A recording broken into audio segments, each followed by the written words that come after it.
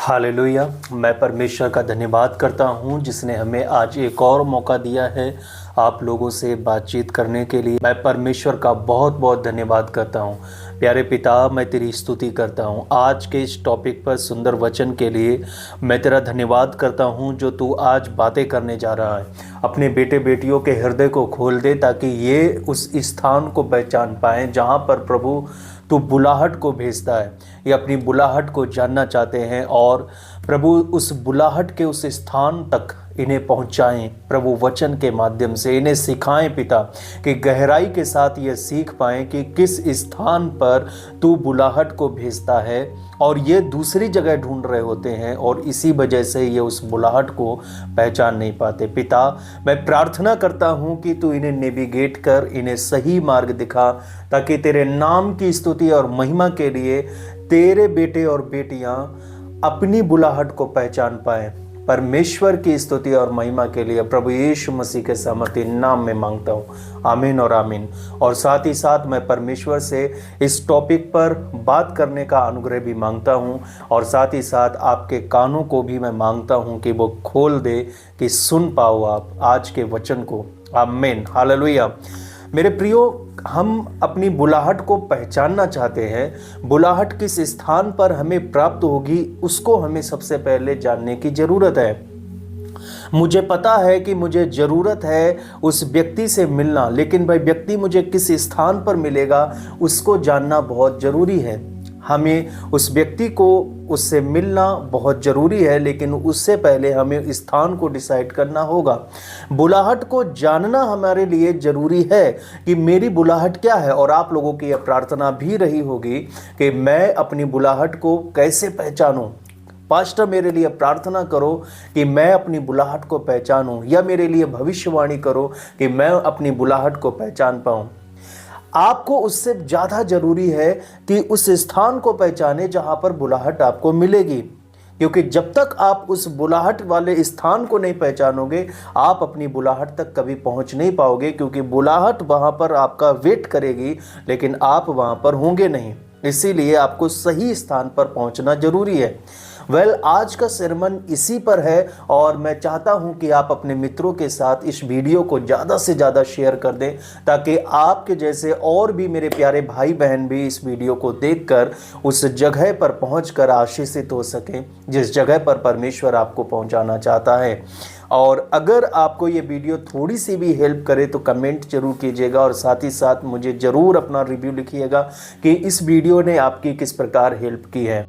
आपको पता है, मैं कुछ दिनों से आत्मा और प्राण और देह के बारे में बातचीत कर रहा हूं और मैं खास तौर पर अपने शरीर के बारे में ही बातचीत कर रहा हूं, क्योंकि जब तक मैं अपने शरीर को नहीं जानूंगा तब तक मैं परमेश्वर को नहीं खोज पाऊंगा। क्योंकि परमेश्वर का वचन कहता है कि हम मनुष्य को अपने स्वरूप में बनाएं। हम परमेश्वर को नहीं देखते, अपनी आंखों से नहीं देखते, लेकिन बाइबल के वचन में लिखा है कि हम मनुष्य को अपने स्वरूप में बनाएं। तो परमेश्वर ने हमें कैसा बनाया है, अगर हम अपने आप को जान लेंगे तो हम परमेश्वर के बारे में भी सीख सकेंगे। हम अपने शरीर के माध्यम से परमेश्वर के बारे में सीखने के प्रयत्न करेंगे। आपके लिए यह बहुत ही ज्यादा जरूरी है कि आप कौन हैं यह जान लें। मैंने हमेशा हमारी वीडियो में आपने देखा होगा, मैंने सिखाया है देह के बारे में, मैंने सिखाया है प्राण के बारे में, मैंने सिखाया है आत्मा के बारे में। और ये इतना बड़ा टॉपिक है कि मैं 30 मिनट की वीडियो के माध्यम से आपको ये सारी चीज़ें दे रहा हूँ। तो चलिए आज शुरू करते हैं आत्मा के बारे में। सबसे पहले हमें आत्मा के बारे में जानने की ज़रूरत है, उसके बाद मैं आपको स्टेप बाय स्टेप सिखाता जाऊंगा कि बुलाहट कहाँ पर आपको मिलेगी। इसीलिए आपको स्टार्टिंग से लेकर एंड तक इस वीडियो को देखना ज़रूरी है, तभी आप समझ पाओगे अपनी बुलाहट को। तो सबसे पहले मैं आत्मा के बारे में बात करता हूँ। यह पवित्र आत्मा के बारे में नहीं, मैं मानवीय आत्मा के बारे में बात करना चाहूँगा कि मानवीय आत्मा क्या है। मानवीय आत्मा ग्रहणकारी अंग के रूप में काम करती है और यीशु मसीह में विश्वास करने से पहले यही आत्मा जो परमेश्वर ने हमारे अंदर रखी है यह मृत थी। और कब से मृत है? जब से आदम ने पाप किया है तब से यह मृत है और आपके अंदर अब तक ये मृत ही रही जब तक यीशु ने तुम्हें नहीं छुआ। ओके, तो सबसे पहले यीशु ने आपकी आत्मा को जीवित किया। तो पवित्र आत्मा का सबसे पहला काम आपकी आत्मा को जीवित करना था, जो कि मर चुकी थी। और यही कारण है कि ये जो आत्मा हमारी है, जो कि ग्रहण कर सकती है परमेश्वर को, जो स्वीकार कर सकती है परमेश्वर को और उसके साथ संगति कर सकती है और उससे बातचीत कर सकती है आत्मा में, जब ये मृत थी तो हम ये कुछ भी नहीं कर पा रहे थे, परमेश्वर से कोई संपर्क नहीं कर पा रहे थे, उससे किसी भी प्रकार की बातचीत नहीं कर पा रहे थे, उसके साथ किसी भी प्रकार की संगति नहीं कर पा रहे थे। और यही कारण है कि हम लोग फ्रस्ट्रेशन में थे, हमारी आत्मा मरी हुई थी, परमेश्वर हमारे जीवन में नहीं था और इसीलिए हम लोग अकेले थे। और यही कारण है कि हम लोग देह में अपने जीवन को काटा करते थे, क्योंकि अंदर वो अंग मरा हुआ था जिसकी वजह से हम जीवित हो सकते थे। यीशु मसीह ने कहा था उस समारी स्त्री से कि परमेश्वर ऐसे आराधकों को चाहता है, ढूंढता है, जो आत्मा और सच्चाई से उसकी आराधना करें। अब आत्मा और सच्चाई से आराधना कहाँ होगी? जब आत्मा मरी हुई है तो कैसे आत्मा और सच्चाई से आराधना कर सकते हो? आपकी आत्मा को सबसे पहले पवित्र आत्मा ने जीवित किया। परमेश्वर को चाहिए ही चाहिए था कि तुम्हारी आत्मा को जीवित करे। और जब तुम्हारी आत्मा जीवित हो गई, अब परमेश्वर ने कहा अभी तुम्हारी आत्मा जो कि जीवित हो गई है, आत्मा और सच्चाई से मेरी आराधना करेगी। अब परमेश्वर का वो उद्देश्य पूरा हो रहा है जो तुम्हारे लिए उसने सोचा था कि तुम आत्मा और सच्चाई से उसकी आराधना करोगे। ओके, तो सबसे पहले आपकी आत्मा को उसने जीवित किया। अब जो आपकी आत्मा जीवित हो गई है, पवित्र आत्मा ने आपकी आत्मा को टच किया और जैसे ही पवित्र आत्मा ने आपकी आत्मा को टच किया तो उसके छूने से हमारी आत्मा सक्रिय हो गई।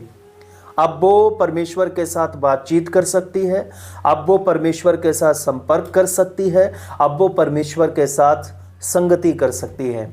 आप करके देखो, अब आप कर सकते हो, पहले आप नहीं कर सकते थे। और अगर अब भी आप नहीं कर पा रहे हो तो परमेश्वर से कहो, प्रार्थना करो कि मेरी आत्मा को जीवित करे। और जैसे ही आपकी आत्मा जीवित होगी, सक्रिय होगी, आपकी आत्मा एक्टिव होगी, आप ये सब कुछ कर पाओगे, उससे बातचीत भी कर पाओगे। स्टेप बाय स्टेप आप सीखते चलोगे, नोट्स बनाते चलोगे। आपको आपके लाइफ में ऐसा टीचिंग आपको कभी नहीं मिली होगी जो टीचिंग आज मैं आपको बता रहा हूँ, और आने वाली वीडियोज के माध्यम से भी और पिछली वीडियोज के माध्यम से भी बताता आया हूँ और बताता रहूँगा। ठीक है, तो आपकी आत्मा अब सक्रिय हो गई है, अब आप परमेश्वर के साथ संपर्क करने के योग्य हो चुके हो। आमीन, हालेलुया। तो अब ना केवल हमारी आत्मा सक्रिय हुई, जीवित हुई, बल्कि इसमें नव जीवन का संचार भी किया गया है। ओके, अब हमारी आत्मा में नव जीवन का संचार हो गया। नव जीवन का संचार होने का मतलब एक और जीवन हमारी आत्मा में जुड़ गया। और एक और जीवन मतलब अलौकिक जीवन। अलौकिक जीवन क्या है? मसीह। यह मसीह हमारी आत्मा में जुड़ गया है और यही तो पुनर्जन्म है। हालेलुया, यही तो हमारी आत्मा का पुनर्जन्म है, यही तो फिर से नया जन्म है, यही तो दोबारा जन्म है, जिसके बारे में यीशु ने कहा, यूहन्ना अध्याय 3:6 में लिखा है, क्योंकि जो शरीर से जन्मा है वह शरीर है और जो आत्मा से जन्मा है वह आत्मा है, निकोदेमुस से यीशु ने कहा। और यही कारण है कि हम सभी पुनर्जीवित हुए हैं। अब मेरा प्रश्न आपसे है, क्या आपने मसीह को अपने नव जीवन के रूप में ग्रहण किया है? अगर आपका उत्तर है हाँ, मैंने यीशु को नव जीवन के रूप में ग्रहण किया है, तो मेरा एक और क्वेश्चन आपसे है, तो फिर आप इतने गरीब क्यों हैं? हालेलुया। तो फिर आप इतने गरीब क्यों हैं? क्योंकि मसीह एक जीवित वास्तविकता है। और मसीह कौन है? एक शक्तिशाली, अद्भुत, कभी ना समाप्त होने वाला, सब सम्मिलित मसीह, वो आप में जोड़ा गया है, आपकी आत्मा में जोड़ा गया। क्या ये साधारण सी बात है? आपकी आत्मा के साथ में जो हुआ, जो मसीह तुम में जोड़ा गया है, ये कोई साधारण बात है? वह शक्तिशाली है, वह अद्भुत है और कभी समाप्त नहीं हो सकता है। और सब सम्मिलित, सब में हाँ है। उसमें बाइबल कहती है उसमें नहीं का कोई मतलब नहीं है, बल्कि हाँ ही हाँ है। तो वो तुम में जोड़ा गया है, इन यू, तुम में जब वो जोड़ा गया है तो फिर क्यों लाचार हो, क्यों अपने आप को बेबस मानते हो? आप कौन हैं? क्या कभी आपने विचार किया? परमेश्वर तुम में जुड़ा हुआ है। वाह, आमीन। तो अब मैं कह सकता हूं कि हमारी आत्मा में भी सब सम्मिलित पवित्र आत्मा रहती है। मेरी आत्मा अब प्रभु की आत्मा के साथ मिलकर एक हो गई है, जो कि मैं पहले भी कई बार बता चुका हूं और बार बार मैं बताता रहूंगा, ताकि आप भूल मत जाओ कि आपकी आत्मा पवित्र आत्मा के साथ मिलकर एक आत्मा बन गई है, प्रभु की आत्मा। तो आत्मा का उद्देश्य क्या है? प्रभु के साथ संपर्क करना, प्रभु को ग्रहण करना, उसकी आराधना करना और साथ ही साथ त्रियक परमेश्वर के तीनों अलौकिक व्यक्तियों के साथ संगति करना आपकी आत्मा का यह काम है। अब यह कर सकती है क्योंकि यह सक्रिय है, यह बहुत अद्भुत है। इसके बाद मैं आपको बताना चाहता हूँ, ये तो आत्मा के काम मैंने बता दिए, लेकिन इनमें मैंने आपको ये नहीं बताया कि आत्मा प्यार कर सकती है कि नहीं, आत्मा प्रेम कर सकती है कि नहीं। तो प्रेम करने के लिए हमें किसकी जरूरत पड़ती है? हृदय का कार्य प्रेम करना है। हृदय वो अंग है जो परमेश्वर से प्रेम कर सकता है। हालेलुया। हर एक अंग का अलग अलग कार्य है, पर ग्रहण करने का अंग केवल आत्मा है। ठीक है, लेकिन कुछ भी ग्रहण करने से पहले हमारे अंदर उस चीज के प्रति प्रेम होना चाहिए। आजकल के लोग क्या है कि केवल आत्मा की बातों को ही करना पसंद करते हैं, आत्मा के बारे में सीखना चाहते हैं, आत्मिक बनना चाहते हैं, लेकिन हृदय को उन्होंने ताक में रख दिया है। अगर मुझे नाश्ता करना है और नाश्ते के प्रति मेरा कोई प्रेम नहीं है, नाश्ता करने की मेरी कोई इच्छा नहीं है, तो मैं उस नाश्ते को कर नहीं पाऊंगा, मेरे लिए वो बहुत कठिन होगा नाश्ता करना। लेकिन जब मेरी चाह होगी नाश्ता करने की तो मैं उसको करूंगा, और जब मेरी चाह होगी और फिर भी मैं नाश्ता नहीं करूंगा तो मैं जल्द ही मेरे ऊपर मिट्टी डाल दी जाएगी। सब लोग मिट्टी डाल रहे होंगे क्योंकि मेरा शरीर फिर समय के साथ में मर जाएगा, क्योंकि हर चीज मुझे तालमेल बनाकर चलनी पड़ेगी।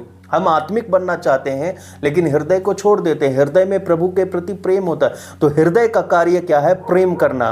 और प्रेम चाह उत्पन्न करता है, तब आप उसको ग्रहण करना पसंद करोगे। जब तक आपके अंदर प्रेम नहीं होगा, ग्रहण क्यों करोगे? इसीलिए हमें आत्मा के साथ साथ में हृदय की जरूरत पड़ेगी। आप कभी भी सिंगल आत्मा से कुछ नहीं कर सकते हो, हृदय की हमें जरूरत पड़ती है। हृदय में चाह उत्पन्न होती है और फिर हम उससे संपर्क करना चाहेंगे, क्योंकि हम परमेश्वर से अब प्रेम करने लगे हैं। हम उसे ग्रहण करेंगे, संपर्क करेंगे, बातचीत करेंगे और उसके साथ संगति भी करना पसंद करेंगे। ठीक है, नहीं तो उस नाश्ते के समान होगा कि मेरी कोई इच्छा नहीं है, नाश्ता बहुत लजीज है, प्रभु बहुत लजीज है, लेकिन हृदय को हमने ताक में रख दिया तो उसको हम प्रेम ही नहीं कर रहे हैं, तो कुछ भी हम ग्रहण नहीं कर सकते। ओके, तो हम आत्मिक बनना चाहते हैं तो हमें हृदय को भी लेना पड़ेगा साथ में।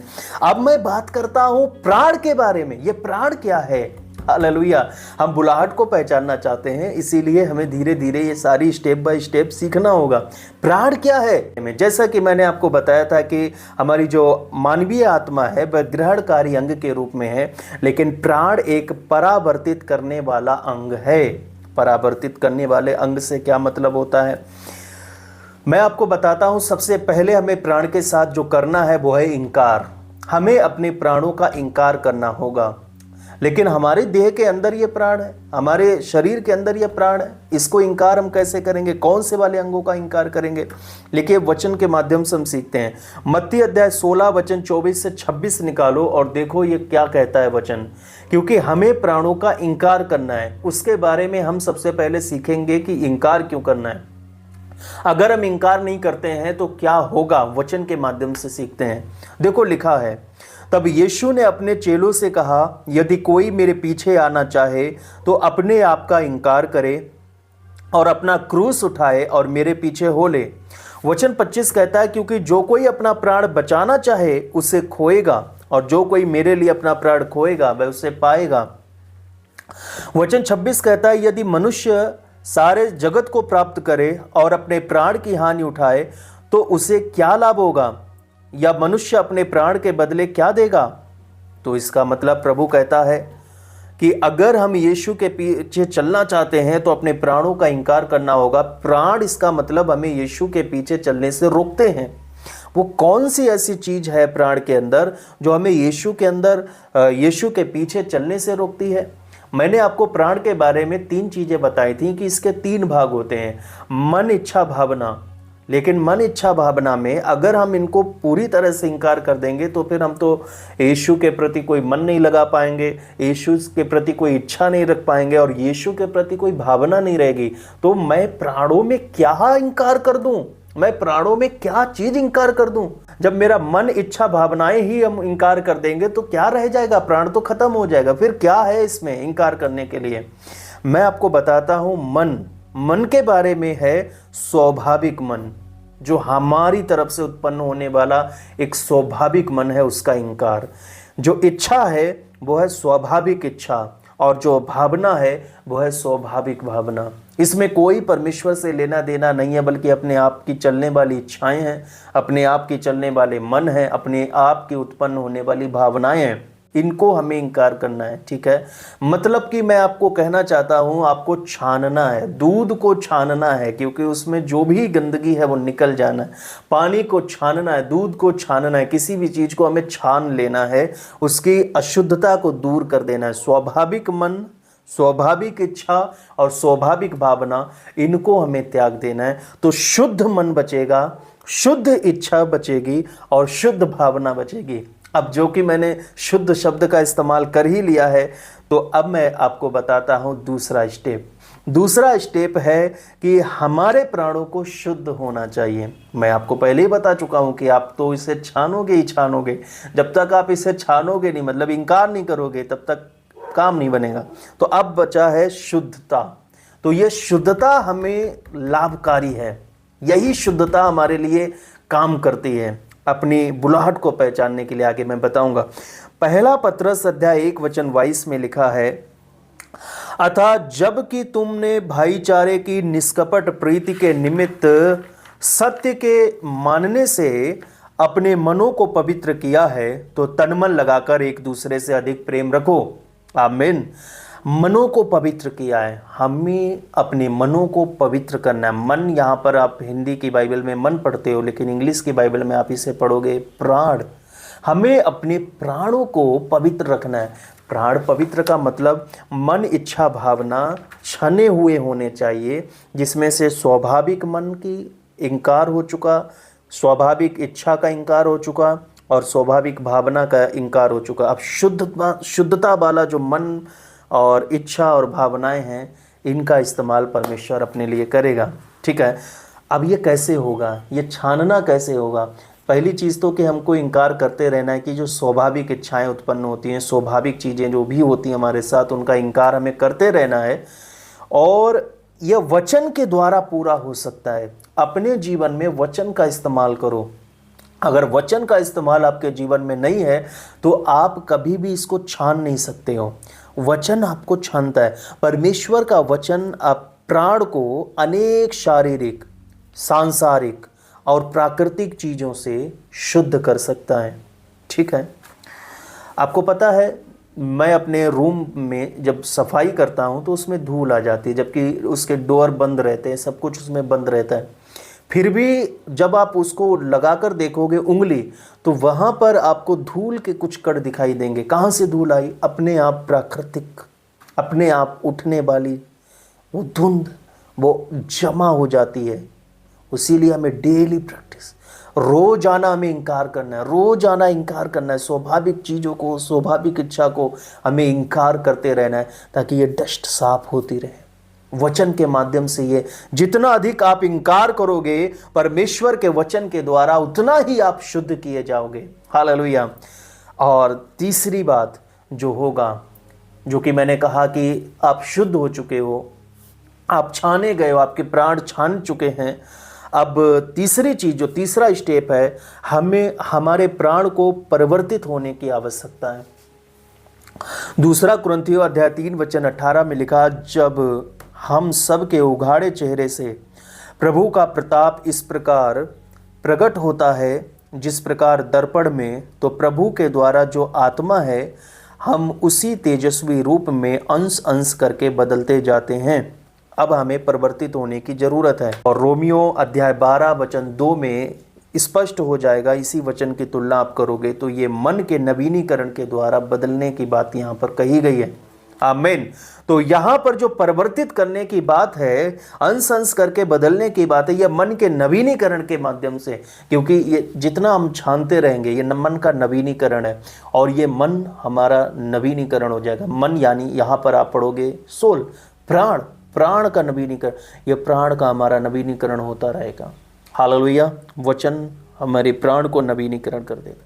अब क्या होगा, चूंकि आप बुलाहट को पहचानना चाहते हैं कि किस स्थान पर बुलाहट मिलेगी, तो वो बुलाहट आपके प्राणों में मिलेगी, जिसको हमें इंकार करना है और शुद्ध करना है, और शुद्ध करने के बाद उसको परिवर्तित करना है। परिवर्तित करने के बाद जो प्राप्त होगा वहां पर आपको बुलाहट मिलेगी। ये है मेरा पॉइंट। यहां पर आप आना चाहते हो और यहां पर जब आप खड़े हो जाओगे, वेट करो, आपको बुलाहट यहीं पर मिलने आएगी। और हो सकता है कि आपकी बुलाहट आपका इंतजार यहीं पर कर रही हो और हम कहीं और ढूंढ रहे हो। हम आत्मा की तरफ दौड़ लगा रहे हैं, हमें आत्मा में बेशक चलना है, लेकिन बुलाहट को अगर आप पहचानना चाहते हो तो बुलाहट कहां वेट कर रही है? बुलाहट यहां इंतजार कर रही है।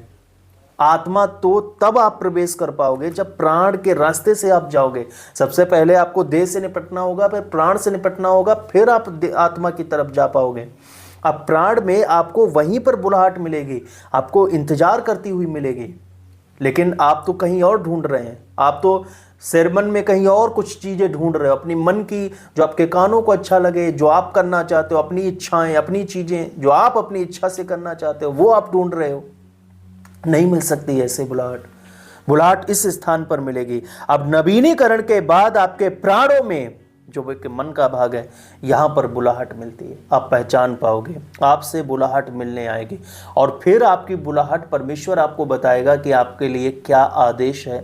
तो मैंने आपको बता दिया है, आत्मा का काम है परमेश्वर को ग्रहण करना, उससे बातचीत करना और उसको स्वीकृति देना, उसके संगति करना, और हृदय का काम है उसको प्रेम करना। लेकिन प्राण का उद्देश्य क्या है?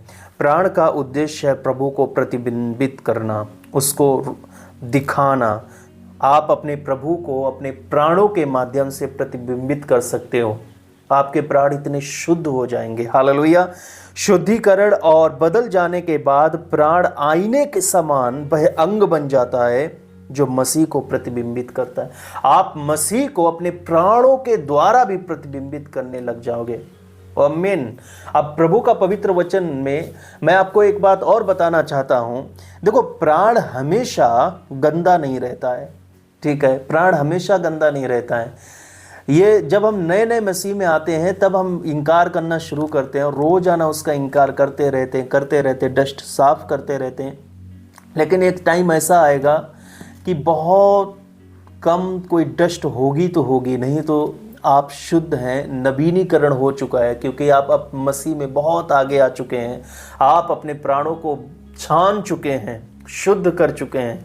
हालांकि हमें सफाई करते रहना चाहिए, वो बहुत अच्छी बात है, लेकिन गंदगी खत्म हो चुकी है, ठीक है? आपके प्राण अब गंदे नहीं बचे हैं, आपके प्राण अब गंदे नहीं रह गए हैं, अब वो शुद्ध हो चुके हैं, वो छान चुके हैं। जहाँ पर आपको परमेश्वर की बुलाहट मिलती है, अब आप प्राणों के माध्यम से अपने मसीह को प्रतिबिंबित कर रहे हो, जैसा 2 कुरिन्थियों 3:18 कहता है। आमीन। तो इसीलिए आपके प्राण शुद्ध हो जाएंगे, पवित्र हो जाएंगे। तो सबसे पहले हमें क्या करना है? हृदय से प्रभु को प्रेम करना है। एक बहन ने मुझसे पूछा था कि भैया, अगर हम प्रभु से अपने हृदय के द्वारा प्रेम कर सकते तो हमें आत्मा की आवश्यकता ही क्या है? तो मैंने उससे कहा कि देखिए, क्या आपको मेरी यह बाइबल पसंद है? क्या आपको यह बाइबल अच्छी लगती है? उसने कहा, हाँ, मुझे यह बाइबल बहुत पसंद है, मैं आपकी बाइबल को बहुत प्यार करती हूँ, मुझे बहुत अच्छी लगती है। तो मैंने कहा कि आप मेरी इस बाइबल को ले लीजिए। उसने कहा, दीजिए। अपना हाथ उसने आगे बढ़ाया। मैंने कहा, नहीं, आपको अपने हाथों का इस्तेमाल नहीं करना है।